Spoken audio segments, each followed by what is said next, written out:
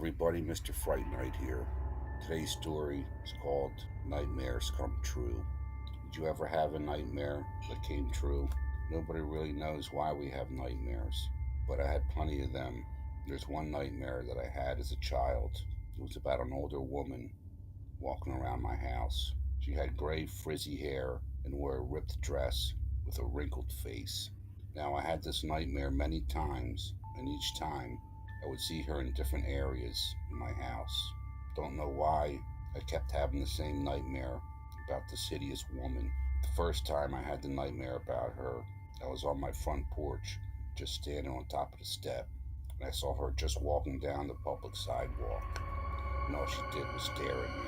Then I woke up. For some reason, it really scared me. It seemed like once a month I had a nightmare about this woman. So a month went by, and I had another nightmare about her. This time I was in the backyard, just kicking a soccer ball around. I glazed to my right and looked up, and I saw her standing on top of the roof of my garage. And again, she just stared at me. She had the creepiest eyes I've ever seen. Then I woke up. I got out of bed, looked out my window, and looked on top of the garage roof. It seemed so real. As time went on, the nightmares about this creepy woman became a weekly thing. It got to the point where I was afraid to go to sleep, fearing I would dream about her again. I actually tried to stay up as long as I could, but as soon as I would go to sleep, there she was again. This time, I was helping my dad with the yard work. I was pulling weeds near bushes that surrounded our property. In my dream, I was kneeling down, pulling the weeds, and looked in the bush. There she was again, behind the bush, and still she was just staring at me. And again, I got out of bed, looked outside my window at the bushes to see if I can see her. It felt like I was losing my mind. As nights went by, the nightmares about the woman were only days apart now. Every night I would get into bed. I would pray that I wouldn't have the nightmare about the woman. But sure enough, as I fell asleep, there she was again. This time I was taking a bath. I rinsed the soap out of my eyes. I saw her again. She was outside my bathroom window, just floating in there and just staring at me. It seemed like she was getting closer to entering the house. I tried to talk to her and ask her what she wanted, but again, the only thing she did was just stare. 2 nights later, as I fell asleep, she showed up again. This time I was getting a drink of water in the kitchen. As I turned on the light, I saw her again, just standing in a far corner, still just staring at me and not saying anything. I screamed out, "What do you want from me? Why are you always in my dreams?" And she finally said, "I'm trying to take your soul." I woke up all sweaty and terrified. I tried everything to get her out of my dreams, but nothing worked. Then the very next night, I had a feeling that the woman would show up again. And sure enough, there she was in my dream. I was lying down in my bed. She was hovering over me, and she put her hand on my mouth, trying to suffocate me. I couldn't breathe. And that's when I woke up. Again, it seemed so real as I was trying to catch my breath. I opened my eyes, and there she was, standing at the foot of my bed, and she just walked through the bedroom wall and turned and said, "No matter where you go, no matter how old you are, I'll always be your worst nightmare." Hello, everybody, Mr. Fright Night here. Today's story is Behind the Wall. It was late on a Saturday night, and my friend Johnny slept over. We were playing Xbox in my room. As we played, we started to get hungry. We knew there was leftover pizza in the fridge, so we went downstairs, looked in the fridge, and the pizza was gone. Then the empty pizza box was on the floor. We didn't think anything about it, so we both made peanut butter and fluff sandwiches and went back upstairs. We played for a couple more hours and went to bed. The next morning, we went downstairs to have breakfast. My mom said, "Boy, you guys must have been hungry last night. All the pizza's gone." We both said we didn't eat it. We came downstairs last night and it was gone, and the pizza box was on the floor. She said it must have been your dad, so we didn't think anything about it. A week went by and Johnny slept over again.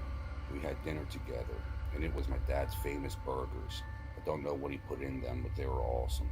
He also made extra, so we can eat them later that night. So we went into my room and did what we always did, played Xbox for a couple of hours. The whole time I was thinking about those leftover burgers that were in the fridge. So we started to go down in the kitchen. We walked down the stairs. It was dark, so I went to turn on the light switch. Before I could turn it on, we heard something. It sounded like a plate dropped on the kitchen floor. So I quickly turned on the light. Then we seen something run into the hallway just past the kitchen. We both were terrified. Now my parents went out for the night. They won't be back till the next morning. So Johnny and I were all alone in the house. Not sure what to do, so we called the police. Now they came over, went into the house and searched, but didn't find anything. So then they left. Now Johnny and I knew we seen something, so we decided to stay downstairs and shut all the lights out. We hid behind the couch. We weren't there very long. Suddenly we heard a knocking sound coming from the inside of the kitchen wall. By this time we were really terrified. We ran upstairs, ran into my room and locked the door. As we entered, we heard the knocking again. This time was coming from inside the wall of my room. We sat there quietly and heard it again. I slowly got down and looked into the heat vent. As I looked in, there was a pair of piercing eyes looking back at me. We quickly unlocked the door and ran out of the room, down the stairs, and ran out of the house. There were nearby bushes that we hid in. We both were so scared we couldn't hardly move. At the same time, we looked in the kitchen window, and there he was, a tall, skinny man eating my dad's burgers. After he ate, he just walked through the wall and disappeared. Don't think he wanted to harm us. He just was hungry. And to this day, the man still lives in our house behind the walls. Hello, everybody. Mr. Fright Night here. Today's story is called The Roommate. We all have stories about roommates, some good, some bad. When strangers move in together, it's always a challenge. My story today is about two roommates that moved in together. It was a Friday night at the local bar. Everybody was having fun drinking and laughing, just having a good time. There was one local guy. His name was Pete. Now, Pete wasn't so happy that night. He found out that he was evicted from his apartment. He was 4 months behind on his rent. Pete lost his job at the local oil refinery and couldn't pay his rent. Earlier that day, Pete was looking for jobs and returned to his apartment, and all his stuff was on the front lawn and the locks were changed.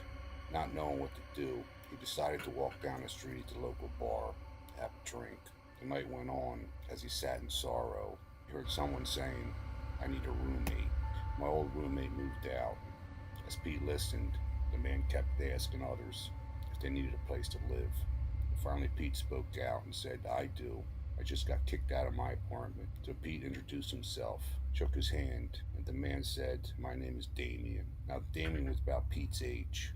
So they talked for a while to get to know each other, and then both decided that Pete would move in the next day. So Pete moved in. Everything was good for a while. They both got along and had a lot in common. They liked playing the same video games and liked the same foods. The only thing, Damon worked at night. He'd leave at 11 p.m. and work till 11 a.m. in the morning. As Pete went to bed, Damien went to work. Now, Pete didn't know where Damon worked or what he did.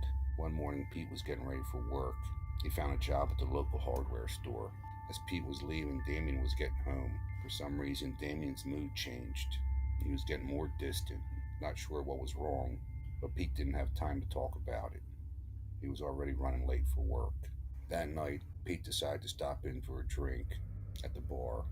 As he sat there, a stranger approached him and said, "I heard you're staying over at Damien's house." Pete says, "Yes, I am. I've been staying there for a while." He replied, "I'm surprised you're still alive." Pete said, "What do you mean?" The stranger said he had many roommates that end up missing. Rumor has it they're all in his basement, buried under the floor. Now, Damien had an old house, and back then the basements were dirt. At that time, Pete got up to use the restroom, and as he returned, the stranger, who never gave his name, was gone. So, it was about 11 o'clock, and Pete left the bar and went home. He waited for Damien to leave for work and went to the basement door to open it, but it was locked. Wondering, why would he lock the basement door? Well, curiosity got the best of him, and he decided to pick the lock. He opened the door and went downstairs. He looked around but didn't see anything at first. As he looked closer, he noticed some dirt that seemed to be disturbed. The area was the size of a human. At this time, Pete was thinking to himself, is it true what the stranger said? Is there really bodies buried down here? At that time, he heard a car door shut. Not sure who it was, he quickly ran upstairs and locked the basement door. Luckily, he did. Damien got home early from work. For some reason, he didn't know. We said hi to each other, and Pete went to his room and started to look up the missing people from his area on the internet. And sure enough, there was 4 missing people. He did some more research and found out they all lived in the house that Pete was living in. As a chill went up and down his back. Now night came, and Pete decided to stay up all night. He was afraid Damien was going to kill him, but still, he wasn't sure what was down the basement, and if the rumors were true. The next night, as Damien went to work, Pete went back downstairs and started digging around.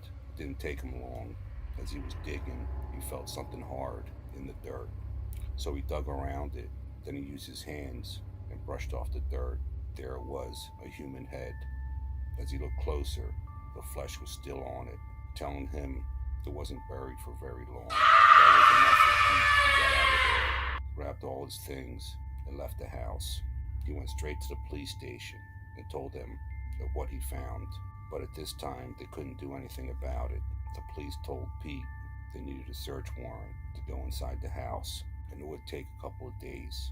By this time, Pete was in a panic, still not believing what he saw, and not having anywhere to go.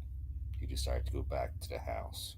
Now Damien was home. Now I slowly walked up to the house and looked in the basement, and there he was, digging another hole. Again, it was the size of a human body, wondering if that hole was meant for me.